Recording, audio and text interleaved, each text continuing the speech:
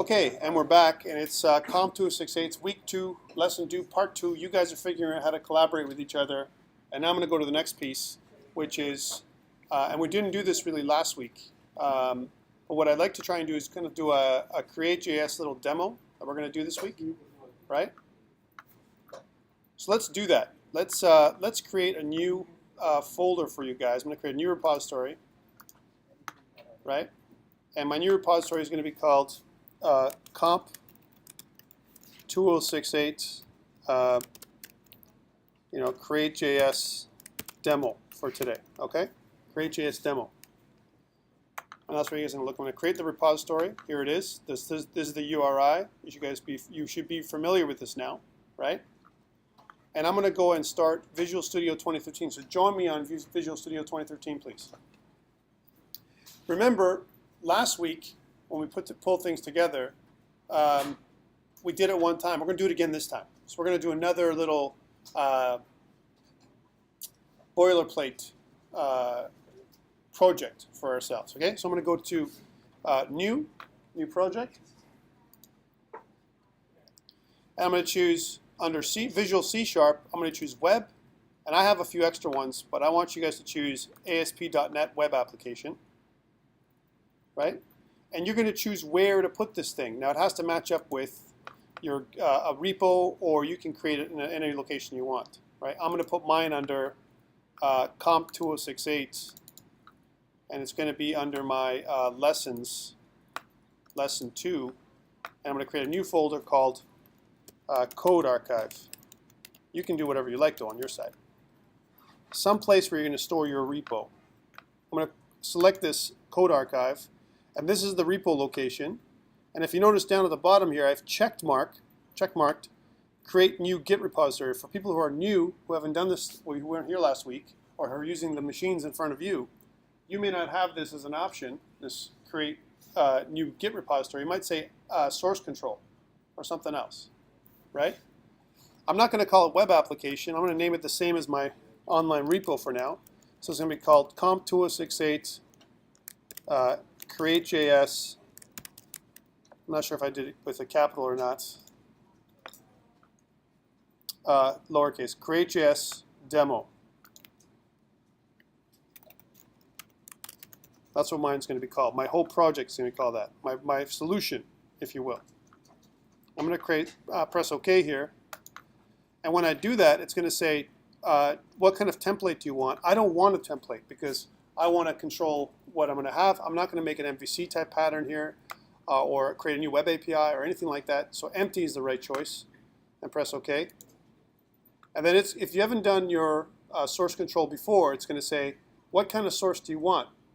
The team version of the Explorer, the Team Foundation server, or GitHub. And obviously you want to choose Git, right, as an option. There's also a little checkbox that says, use this version of source control all the time, and that's what I want you to use. Okay? If it doesn't come up, and you're at this point already, right, and you want to add your stuff to source control, so you can do it here too, you can go to your solution, right-click, and there should be an option to add, there should be an add, but a different kind of add that says add to source control. Okay? It's inside your folder. So there's two things here in your Solution Explorer on the right-hand side of your Visual Studio. You should have Team Explorer down here and Solution Explorer, and there should be the solution, which is the top line, and in here there should be the project, right? I want you to go to the solution, right-click if you haven't been able to connect to source control, and then there's going to be an option in here that says Add to Source Control. Okay? Once you've done that, I want you to sync up your solution, like we did last week, with GitHub, right? So you create your own little thing. I'm going to do that here for myself as well. In order for me to do that, and again, if you've never done this before, so I'm just going to review this, you need to go into Settings. If this is your first time doing this, you need to go to Git Settings, if you're using the local machine, and make sure that your username and email address and all that stuff is in Git Settings. Hold on a second. I'll come back to you in a second. Hold your questions. All right. Once you've done that, though, and you set that up, you can go to Changes, and I've made a bunch of changes. Here they are, right? And inside my changes, I'm going to say added project to GitHub, right? This is the project itself.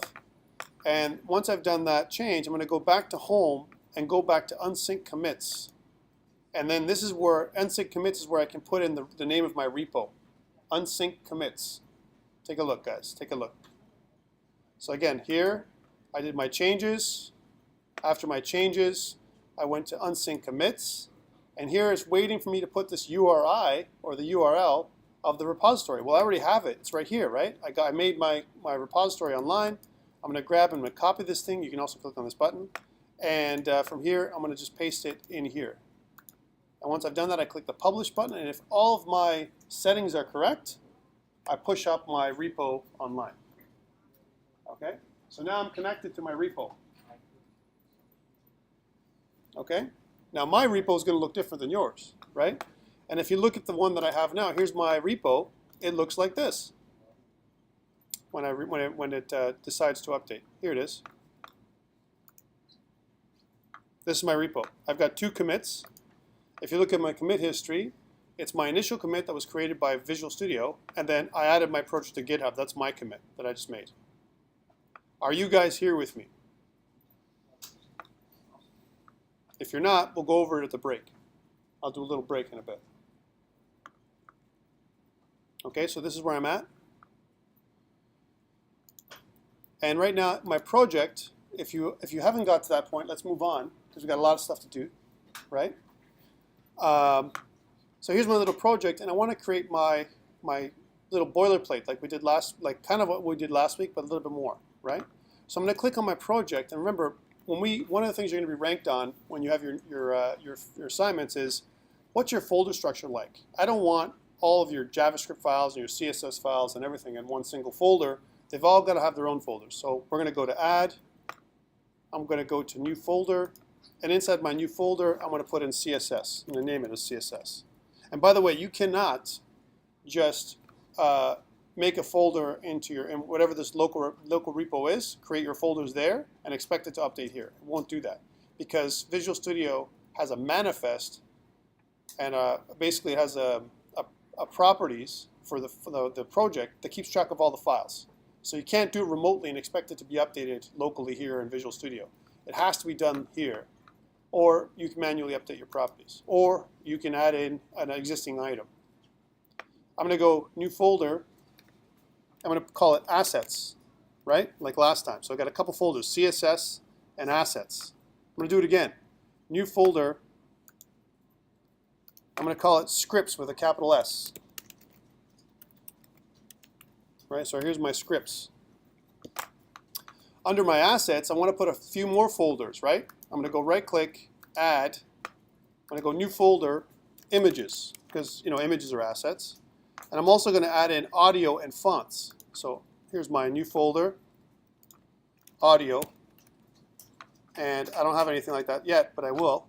And new folder, fonts. So I can have different fonts in here too.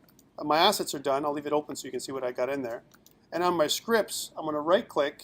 I'm going to go Add, New Folder, and I'm going to create a lib folder for my scripts. Okay? You guys all up with me here? You'll have to wait. I can't serve one person. I'll come around and I'll make sure you guys have the same structure with me later and on the break. But this is what I recommend for your beginning structure for any of your apps that we're going to create together. Okay? I haven't got an index.html file. I need that, right? I can't go on with that one if I'm doing a website. So I'm going to right-click on my project again, Add, and I'm going to go to HTML page, right? And I'm going to kind of put in index as the name of my HTML page. And if I made it wrong, I made a mistake and I called it index. I just didn't type the X. I'm going to close this down and right-click on here and go rename. So I can refactor this way. I can call it index right here. And that's fine. It'll refactor the name and it'll be okay. I just made a typing error. When you've got the index.html page up, this is your main page or your base for everything else that links together. And by the way, this isn't going to grow too much because we're not going to do a lot of basic HTML in this course. we're going to do game programming, right? So in order for us to do that, all we need is a place that we're going to hold it's going to tie in all the JavaScript and everything together. So let's create that. So the first thing is I want you to wipe out this piece here where it says in the HTML tag, and I'll put in lang, and if you notice, it's coming up with my my shortcuts, EN for English. Inside the head, I want you to type an opening or less than sign and meta, right? Space, character set or char set, UTF-8. I want you to choose UTF-8 and close it up afterwards. Okay. The next one is meta, right? Name, and I want you to choose viewport, right? Because we're also going to deal with mobile viewports, right? And I'm going to say content is equal to width is equal to device width, comma, initial scale is equal to 1. And you can see that because that's one of the options here up online. Are you guys with me? All right, so again, I just added a couple meta tags, and I updated my HTML tag to include a language. So I'm trying to comply with HTML5 standards. That's all I'm doing here. Okay. My title, I need something in my title. So it's going to be, again, I'm going to put COMP2068. I'm going to call it boilerplate. Right? That's really what it is. And I'm going to make a comment underneath there. So this is where I'm going to put in my CSS. So this is my CSS section. Right? I'm not going to do a lot with CSS, but I'm going to include a CSS file. And in order for me to include a CSS file, I need to put one in my code base, right? So I'm going to right-click onto my CSS folder. I'm going to go Add and Style Sheet. Add Style Sheet. And I'm going to just call this app.css, just app. I'm not going to type anything in here right now. And here's my app.css. I'm going to pull this or drag and drop this thing underneath my CSS section right here, which is going to link it into my file. All I did was drag and drop. Drag from this side to this side. That's the beauty of Visual Studio 2013. Just drag and drop, and it links it up to your index.html. Right? Okay, so we've got our CSS. We haven't done anything with the CSS. The CSS is empty, right? But it's there. We're making our boilerplate, remember. Okay, down at the bottom of your body tag, we're going to add another comment that's going to be our JavaScript section. Right, there's our JavaScript section. And inside of our JavaScript section, this is where we're going to put all of our JavaScript code. Well, I know that I'm going to be using TypeScript, right? I'm going to be using TypeScript. So for those of you who have TypeScript available for you in front of you, Visual Studio 2013 with Update 3, you should have TypeScript, right? Then all you need to do is when you right-click onto scripts and go Add, and you're going to say New Script TypeScript file. New TypeScript file. Right? Do you have that available? If you do not have this available, then you do not have the proper version of Visual Studio 2013. Okay? TypeScript is part of Visual Studio 2013 Update 3. Right? So let's add that in. And I'm going to call this game, right? And press OK. When I do that, Visual Studio 2013 is going to say, hey, I notice you're making you're adding TypeScript. Do you want some extra typings for me to add in there? And typings are type definition libraries.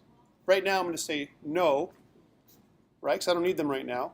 And if you notice on the right here, I get game.ts, right? I see a split screen because I have Visual Studio 2013 with Web Essentials, right? If you don't have Web Essentials installed, you won't see this split screen. You'll just see one continuous file. Okay, so you might see just one continuous file, no split screen. But what it's actually doing, like I showed you guys last week, and I'll show you again today, it transcompiles our JavaScript TypeScript into JavaScript. I'm going to show you how that works in a second. But we need to link this file right now, this game.ts, we need to link it into our JavaScript section in our index. And if I drag and drop, you'd expect to see game.ts linked in, but you're not going to get that. You're going to get a game.js file. Because really, remember, TypeScript is syntactic sugar that we're putting on top of JavaScript to make it object-oriented, right? So the browser doesn't read it. The browser reads JavaScript, right? So this is why here on the index.html, it's the output file that we're looking for to link, okay? And it does it automatically. If you just drag your game.ts file, it converts it into a game.js file and links it up to your index.html, okay? So that's why it shows game.js here, and I have game.ts over here. It's the same thing. Game.ts is where we're going to do our coding, and game.js is the actual output. Okay, so we've got that. And this is the beginning of what we need. But in order for us to do any kind of game programming, we're going to need a canvas. And that's one of the only elements we're going to need. So we're going to create a canvas up here under the body tag. So I'm going to type in canvas. And inside our canvas, we need to give it an ID. So ID, now you can give it many different kinds. I can call it canvas, the same name if I want. Or I can call it arcade, or game, or whatever you want. I'm just going to call mine canvas. Right? You need to give it a width. Let's make our width 640 pixels, in other words. But just put 640 in there, don't put pixels. And I want to give it a height of 480, which is a standard size. And then I'm going to close it off. Now if you notice, canvas takes me to the middle of my canvas element, and here it's expecting to some kind of fallback, right? That says, hey, if your browser's not compatible, give them some kind of message saying your browser is not compatible with Canvas. Your browser, I can put that in there if I want to. Your browser is not compatible with the Canvas element. I'll tell you right now, this is useless to put in here. Because, like we saw last week, and I'll show you again, right? If I go to caniuse.com, and I look at my Canvas element, just to remind you guys, right? Basic support is supported by every browser, except for IE8 and below. And I don't care about IE8, right? All we care about is IE9 and up, right? So if it's someone's using IE8, well, tough. They can't use my game, right? That's what I'm saying. I have to make that decision. Now, it doesn't matter whether you're doing it for a game like we're going to show you here, right? Or if you're making a website. You have to kind of cut off which browsers can access your site with its features, right? And my recommendation is nothing less than IE9, right? If you allow things like IE8 and IE7 and IE6, you can do a lot of backwards compatibility coding, and I don't recommend that. Okay? Now remember, some of you might say, hey, Tom, this is advanced web, but we're making games. How come? And I told you guys last time, and I'll say it again, games and the game UI is the most complicated UI you can make. Or if you can make a game, you can make any other web app. And we're going to show you that because you need to know the same skills. These are transferable skills you can use. Okay. So this is what I've added in here. I've got my canvas element, but you won't be able to see your canvas element at all. It's going to be invisible at the beginning because the canvas element has nothing. It has a white background and there's nothing. So let's use our CSS, some CSS rules here. And go into our CSS, I'm going to wipe out the body tag for now, right? And I'm going to target my canvas tag. So I'm going to go canvas, right, which is my ID for canvas. Inside my curly braces, I'm going to target, I'm going to create a border. I'm going to press colon, and it's going to say what kind. I want a dotted border or a dashed border. Let's put dashed, right? It's going to be 1 pixel. That's how big it's going to be, black. Okay, and if you notice, Visual Studio 2013 does all this really, really quickly. Right? All I'm doing is adding a border around the canvas here. I'm just coloring. This is probably one of the only things we're going to put in. There might be a few other things we're going to change on CSS, but CSS is really it's going to take a back seat in this course a little bit. We're going to do more of this stuff, JavaScript and everything else, than anything else with CSS. And once we save that, and if I run this just the way it is, right? So I haven't done anything. I'm just going to run it the way it is. And unless I've made an error, right, it's going to put this is what you should get when you run it. Just like a dotted border. See the dotted border? Or dash border? You can also make this border solid if you want. But this is how I've made it. So this is the actual canvas. We can't see the canvas at all until we do this. All I'm doing is I'm outlining the canvas so we can see it. We can play with it now. And we're going to do this a couple times today. Here now, when we do this little demo, and then we're going to go back and use the basic canvas elements on our own without using Create.js, and we're going to see how difficult it is. Okay? If we have time today, we'll do all that. If we can't, we'll split it up between today and next day. So we have a lot of stuff to cover. Okay, so we've got this thing in here. Let's just do another check. I'm going to go to my hamburger here on the top right corner of Google Chrome. I'm using Chrome. I'm going to go to More Tools, and I'm going to go to JavaScript Console. And unless I have a problem, all the JavaScript errors are going to be seen here in my console. So if I have a problem, it's going to pop up down here, right? And I can turn this console on and off as I'm doing my testing, my debugging. And this is where the main debug window we're going to use to do all of our testing. Okay? Let us minimize. Okay, so what we do need, let me go back here for a second. What we do need is the Create.js framework, right? And we have to download this. So we just went to easel.js. You guys went to, you guys forked this thing already. It should be in your repositories, right? But remember where I went to? I went to easel.js, right? And in my easel.js, I clicked on download, right? And when I clicked download, I went to GitHub, right? And in GitHub, I chose easel.js, and you guys forked it, right? You guys forked it. But you can also choose download zip, which is what I want you to do. So download the zip, right? And when you download this thing, I'm just going to go back to my local files. I already have it. Here's easel.js master. This is what you should get when you download it. This group of files and folders. Yes? Basically, this is the GitHub repository that I've downloaded from the zip file, and I've unzipped it.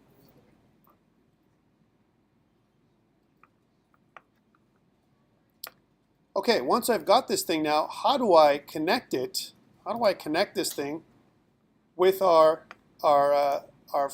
little document here, our files? So here I am. There's a bunch of really cool things you can look here. Once you've downloaded this, the examples folder has tons and tons of really cool examples about how to do basic things with Create.js and easel.js.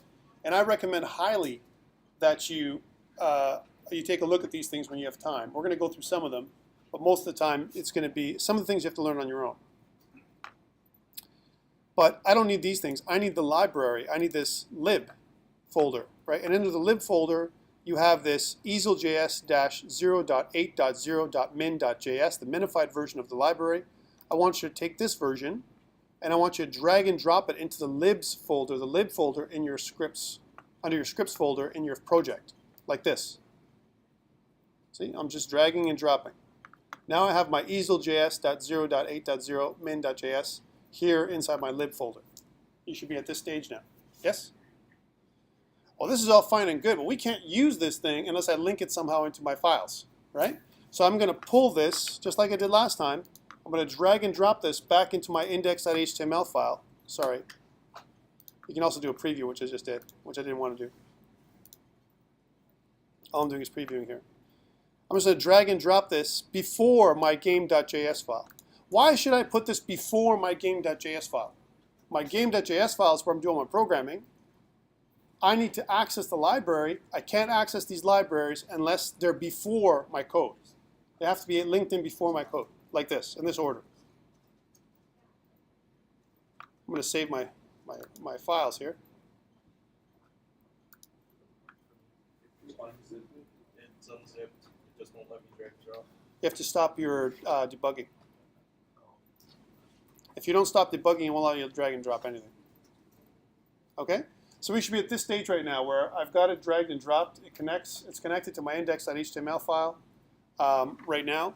And we've got this easel.js framework here. But the problem is I'm using TypeScript. And remember, we're going to be using TypeScript as we go along.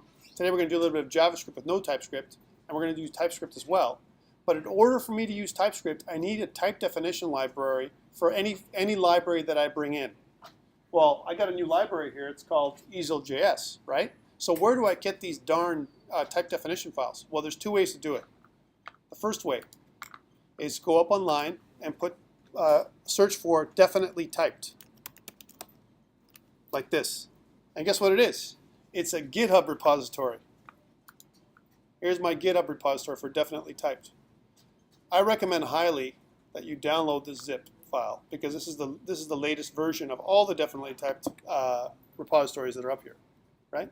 However, if you're only using easel.js and if you download it, you're getting all this other stuff too. There's every kind of different kind of JavaScript library like Angular.js. It'll support for TypeScript, support for Node.js, and all kinds of other JavaScript libraries are all supported in here, Backbone.js, and so on. But we're not going to use all that stuff here. We're going to use some of it, but not all of it. So you don't need to do this. This is the one way you can do it. And this is the latest stuff that's been updated. So if you want to get the latest file, like for example, if we do it the other way, which I'm going to show you now, and it doesn't give you the latest file and you're getting errors, you may want to check back here to see if this is the latest type definition library. Okay, and type definition libraries look like whatever the name of the library is, easel.js.d for definition, .ts. So that's the format. So .t.d.ts. Okay, what about the other way, which is the easier way? I want to go into tools. Again, I cannot be debugging here for me to do this. I have to stop debugging. I'm going to go into NuGet Package Manager on the left. And I'm going to go into Manage NuGet Packages for Solution. Okay, so Tools, NuGet Package Manager, Manage NuGet Package for Solution. It's going to bring up this little dialog box. And when it does, I want to search up here in my search online for easel.js. All one word. And press enter.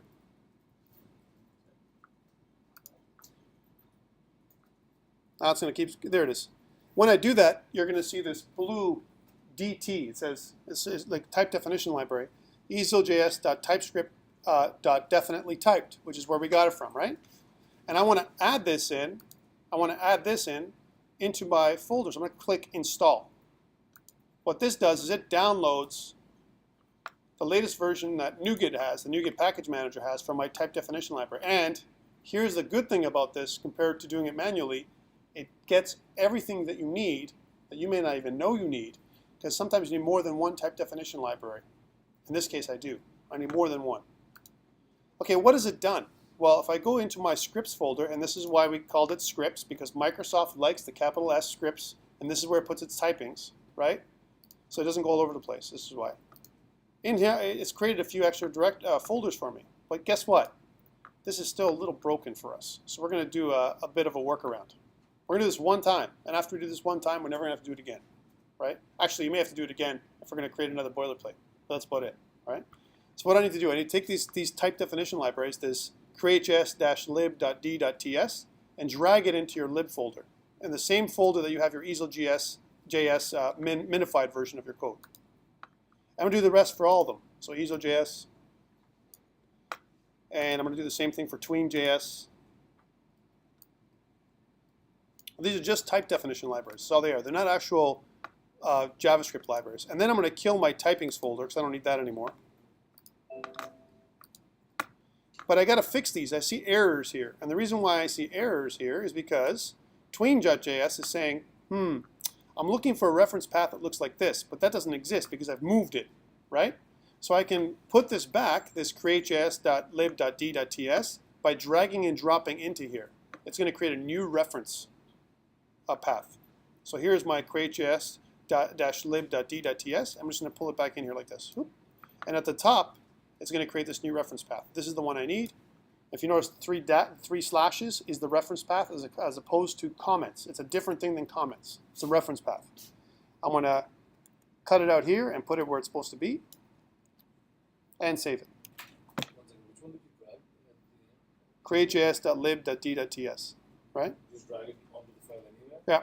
And it'll create it at the top, a reference path. Did you notice that? Yeah. All right. And then once I've done that, I'm going to do the same thing for my easel.js. Here's my easel.js. Hold on. Here's my easel.js. And my easel.js, I need two. I need my create.js library and also my tween.js. So here's my create.js. And here's my easel.js. My tween.js. Right? I'm going to take these two reference paths, cut them, and put them where they're supposed to be. And then save my file. Okay, once I've done that, the errors go away. Right? The errors go away now. See, I don't have any errors in here anymore because the reference paths are correct.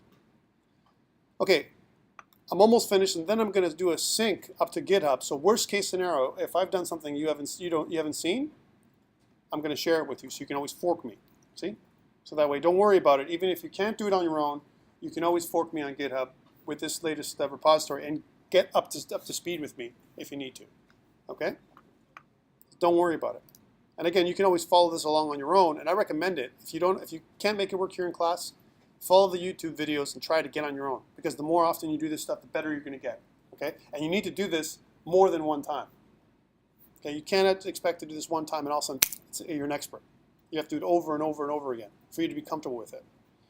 Okay, so we've done this. We've got all these folders here. I got my type definition libraries in here, which is all fine and good. And I've linked it up. All right, this is good. But now I've got to actually use it, right?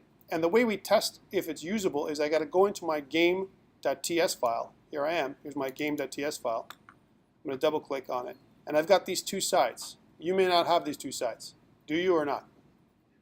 If you both have both these sides, that means you have Visual Studio with Web Essentials installed. If you don't have these two sides, you have Visual Studio Update 3 without Visual Studio Web Essentials. Right? That's what it means. Okay? Make sense?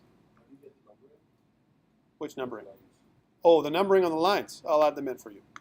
What you do is you go to Tools, right? You go to Options, and then what you want to do is, for the numbering, you want to go to Text Editor, and under Text Editor, you're going to find TypeScript. And if you notice, there's some general options you can put in. One of them is line numbers, right? But I also like to modify my scroll bars to get that medium-sized fat scroll bar that I have, right? And I do that by clicking on Use Map Mode for vertical scroll bar, right? And again, this is only available on Visual Studio 2013 Update 3. It might not be available without Web Essentials. And press OK. And then I get my line numbers, okay? And my big fat scroll bar, which I need. I'll show you that in a second. Okay, so here I am. I want to start typing my first program, right? And the first thing I need to do, and this is just like when we do JavaScript, we declare variables, and variables are declared with the var keyword, right? So I'm going to use var, and the first thing I'm going to declare with JavaScript, it's pure JavaScript right now, is I need my canvas defined. So I'm going to create my canvas, right? It's a global variable because if you notice, it's at the top of my code, and I'm not surrounding it with a function. When it's a variable like this, the top of your code, it's global. It means it's available to anywhere in your code. The scope, it's available always. There's good things and bad things about this. Now, we're going to get out of doing this more and more as we do more object-oriented programming with JavaScript. But for now, this is okay. Okay? The next piece, var, we're also going to declare a variable called stage, small s. We're going to hit colon. Colon allows us to type. This is the beautiful thing about TypeScript. Type our variables. JavaScript does not have typing for its variables. It's a loosely typed language. So there is no typing for variables. The type is any, right? And once you assign a value to it, it does type inference. So it tries to figure out what kind of value you're putting into it. And if you put in a string, it becomes a string variable. If you put in a number, it's a number variable. Any number, decimals, integers, whatever, it's a number, right?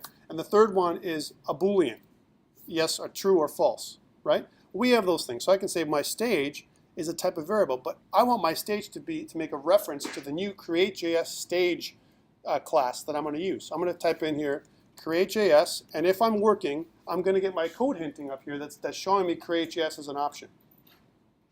Do you see this? Yep. If you don't see this, your create.js and your easel.js has not been installed correctly, and your type definition library is incorrect. Okay. Create.js dot and capital S for stage. Okay, semicolon. What have I done here? I have not declared a new class.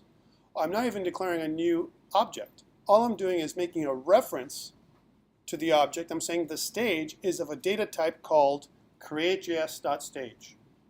That's all I'm doing. I'm making a reference to stage. It hasn't been assigned yet. It hasn't been created. An object hasn't been created. I'm just making the reference. And I'm making the reference because I want my coding, my visual IntelliSense that I'm going to get from Visual Studio 2013 to pop up when I use my stage variable. If I don't do this, I can use it. I can just say var stage, but I won't get the IntelliSense that I want later on, but you'll see. Okay, so I've got my two elements. The next thing I want to do is I want to define a function. So functions in JavaScript are defined with the function keyword. So we use function. And under my function is going to be called init. And in other words, initialization. I'm going to create a code block for my function by using my curly braces. Give it a couple spaces in here. Right? And inside my function, I need to assign my canvas. Now I'm going to use JavaScript in the way that it uses, I'm going to select an element from my HTML document with JavaScript by using the getElementById method, right? Don't worry about this for now, just do what I do. So canvas is equal to document. I'm using the document object model. Here's my document class. Dot, don't worry, getElementById, because I can always go and fix it.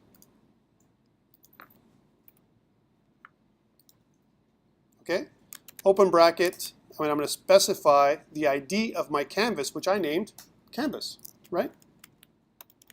Here's my canvas element. I could have called it anything. I could have called it arcade. I could have called it what have you, right? It is, I've named it canvas, and it is canvas, and that's why all I'm doing is I'm making a reference.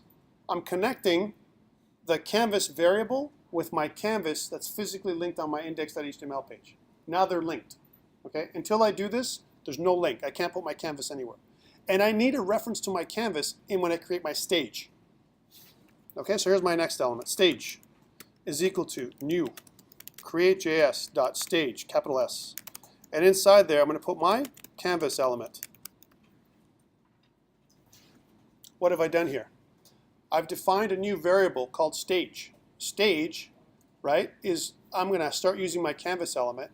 And I'm going to say, when I use the new keyword, I instantiate a new stage object. And I'm going to pass in a reference into the stage object's constructor of the canvas element that's on my index.html page. That's all I'm doing here. So again, stage is where I'm going to draw everything. Canvas, the variable canvas, is where it's just a link, a reference to my index.html page where the actual canvas element lives. Okay? Okay, now that's all fine and good, but I can't do anything without some kind of game loop. When we play games, we have to have a game loop, and the game loop is going to fire a certain number of times per second, right? Typical game loops go from 30 to 60 frames per second, right? A frame is a portion of a second. So if I say 60 frames, that means my second is being divided 60 times, right? Okay. So in order for me to do this, I'm going to do this like this. Createjs.ticker, I'm going to use the ticker class, and I'm going to set the FPS, the frame rate, right, to 60. Createjs.ticker.set FPS to 60. You should have the code hinting to do this without having to work hard here. Yes? If you don't have the code hinting, something's wrong with your type definition library. Okay? I'm just telling you in advance, because you're going to get to the point where you're going to go, hey, where's my code hinting? Because you're going to be so used to it. All right?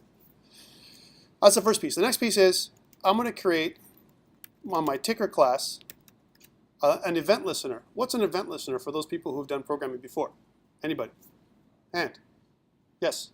It's just listening for something to happen. Like something to happen, right? So we're gonna listen. We're gonna create a listener. There's going to be an event that happens every second. My frames are going to change every second. It's going to change 60 times a second. So every frame, it's going to create a tick event. It's going to fire. And I'm going to listen for that event to fire, and then I can respond to it. I'm going to do that response in the game loop. All right? So the first thing you need to do is go dot add event listener, right? And I'm going to listen for the tick event, lowercase. And now I'm going to create my callback. My callback function is the place my event handler. My event handler is going to be in the callback section, right? This is this callback section of my call here, right? So my add event listener is my method, right? The tick is what the event that I'm listening for, right? And there's different kinds of events you can listen for. I'm just listening for tick. And the next piece is the callback piece. And I'm going to put in here a new function that I have not yet defined called game loop. It's going to give me an error. Why? Game loop does not exist, folks. That's why. Right? Here's my game loop. You should get this error here. I'm also going to do another call. I'm going to create. I'm also going to call my main game or my game function itself. I don't have that yet, but I'm going to call it like main for now. Okay. I don't have the main function, but I'm making a call to it because this is the order it's got to be in. Okay. I'm going to close that up nicely. All right. Let's define our game loop now. We're going to do a new function, right, called game loop. It's got to be spelled the exact same way. Make sure. And in our game loop function, right, this is the one place I'm going to update my stage. So I'm going to do a stage dot, and you should have the code hinting to show update, right? So what is this doing? When I do a stage update, I'm doing this how often? 60 frames per second. So 60 times a second, it's pretty fast.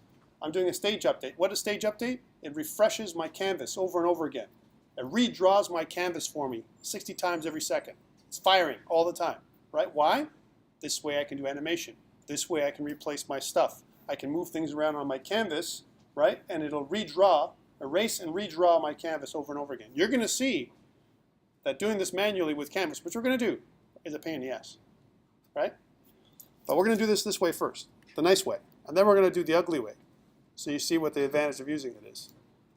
Okay, now we're going to go function, main, and we're going to put in curly braces some kind of commands to draw on the canvas. Well, the first thing I'm going to get you to do is what? A hello world, because this is the kind of thing we're doing here now. Hello world, right? Okay, in order for me to draw hello world, I can simply create a local variable called, hello, right? Or maybe I make it hello text, just to make so we know what kind of variable it is, right? I'm going to say equals to, I'm going to assign it new create.js.text type element, and a text class is a new text element I'm going to create. I'm going to open a bracket, and look, it gives me code hinting for what I need. I need a string, a font, and a color. That's what I need, right? So the first piece is a string, which I'm going to kind of type in there, hello world, right? My font is what you would expect, the size and the type of font, right? So I'm going to make it so let's say it's 40 pixels. I'm going to choose a really ugly font, Consolus, right? 40 pixels Consolus, right? Comma, and the color, I'm going to make it black, right? So I'm going to use hexadecimal for the black. It's 000000. And I'm going to close off my function call, or my method call.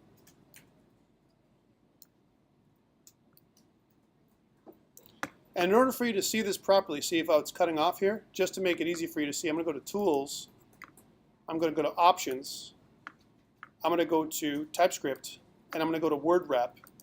So it's going to wrap my code a little bit like this. All right, so you're always going to see it, so I don't have to scroll back and forth, just for you guys, just for you. Okay, but really it's just one big long line. Okay, this is great. I have my hello text, but it won't do anything until I add this. I've created it. I instantiate this thing, right? But I haven't done anything with it yet. All I've done is instantiate it. So the object is there, but I haven't used it yet. In order for me to use it, I have to add it to the stage.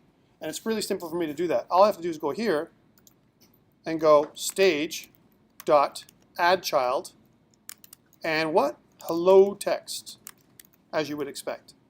Right? Because hello text is now an object, and I'm adding this object to the stage. It's actually, when I add an object to the stage, it layers in the order that I add them in. Right? So my hello text is the first child of my stage object, and it's just been added on, right? Now, by default, the stage, the coordinates from the stage, the top left corner of the stage is x and y, right? Is where the 0 is, right? It's not Cartesian coordinates like as we would expect. And I'll explain that in a bit. So the top left corners are x and y is 0, right? So this is where this add child is going to go. When we add child, hello text is going to appear on the top left corner of the stage. If everything is correct, we've done most things right. Now we have one more thing to do before we make this go. I've saved it, and if you notice, it transcompiles automatically to pure JavaScript on this side. Hey, it looks identical, but of course it's going to be identical because we haven't added any syntactic sugar. We haven't made any classes. We haven't done anything that JavaScript doesn't do. So everything we've just done, except for define our stage, or type our stage as a create.js stage, that's the only difference in the entire code base. Because JavaScript has no types. We don't define types in JavaScript, whereas in TypeScript we can. It gives us extra code hinting, and that's why we're using TypeScript, to help us so we don't make as many errors. That's what it's for. Okay? And of course for additional functionality. All right, so we have this transcompilation happening, but I still haven't been able, I can't make it go. We have to link it somehow to the stage. We have to make this game.js file fire. And the way we're going to do that is here in the body tag, we're going to say onload. We're listening for the body to load. We're going to call the init method, which we defined, right? So we're going to say onload, call my init method. And my init method, of course, is inside my game.js file right here. This is the first function we defined right here. Right? This is what's going to fire. It's going to follow each of these lines progressively, right? Now I'm going to try it out. Okay, if everything goes well, you should get this. Do you get this? If I don't, and if I look at if I go more tools JavaScript console down here in the bottom, if any errors, if you're not getting this, you can check your JavaScript console to see if you're getting errors. And if you are, they'll appear down here in your JavaScript. How about you guys? You get all this? You got this? Matt, you're good too? No, you're not? Okay, we're going to go around and check you guys out. Jean-Claude? Okay, we're going to get that. We're going to go back around. We're going to take a break in about 5 minutes after I do this. Okay, this is all fine and good, right? I've got the basic methodology done. But what I want to do now is I want to update my my files online, right? Because I made a bunch of changes here. So I'm going to go to Team Explorer. I'm going to go to my home button, go to Changes, and I've got all these commits, and I've got a couple of untracked files, and I'll make sure these are tracked as well. I'm going to add them in, right? My JavaScript files. And in here, I'm going to say create.js site structure, right? And I'm going to sync it up with my remote repository, which you guys can follow along if you wanted to later on. Okay, this is all fine and good. Before I break, so what if I want to animate this bloody thing? Because remember, I just did this text, right? Here's my text. Hello world. I can't copy it. Look, if I try and drag over it and try and copy this text, I can't do it because you know what? It's not text. It's pixels on my canvas, right? My canvas is a pixel playground, if you will, right? And anything I put in my canvas is made of pixels. It doesn't know that I can select my text. It's not selectable right now, right? It's an image. I can do that. I can right-click, and I can save it as an image, no problem, because that's what it is, right? Okay, so that's great. That's all fine and dandy. But what if I want to animate this thing, right? I mean, we can do some simple tricks, but in order for me to do that, I've got to put something. I got to put something in my game loop, right, for me to animate it, and for me to refer to it in my game loop. Does my game loop know about my hello text object? The answer is no. And the reason why it's no is because variables, from a scope perspective, live and die within their code block. Right? So here's my code block, here's another code block, here's another code block, and then there's this big code block here, right? Well, my variable, hello text, lives and dies within my function main, right? In order for it to be accessible to the game loop, there's a couple ways I can do it. I can use a class, or make it a global variable, And so I got to put it up here. So here it is. I'm going to do that now. Var hello text. And I'm going to also add some code hinting on there.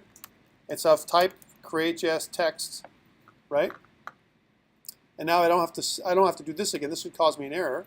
I don't want to retype it down here, right? That's the first thing.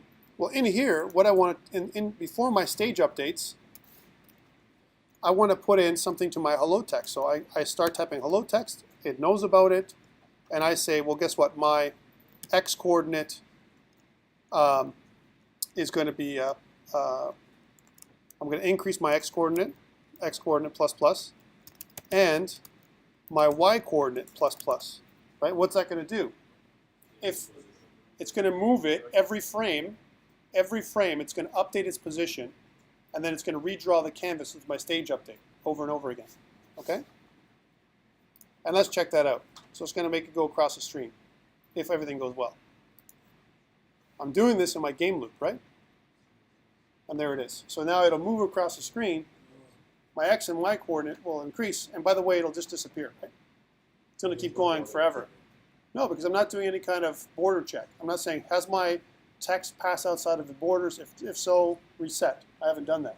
So it's going to just keep going to infinity, which is probably going to crash my system eventually. So I got to stop it. So that's my little demo on Create.js. I'm going to pause it here and go around and make sure you guys can do this thing, and we'll go to the next piece.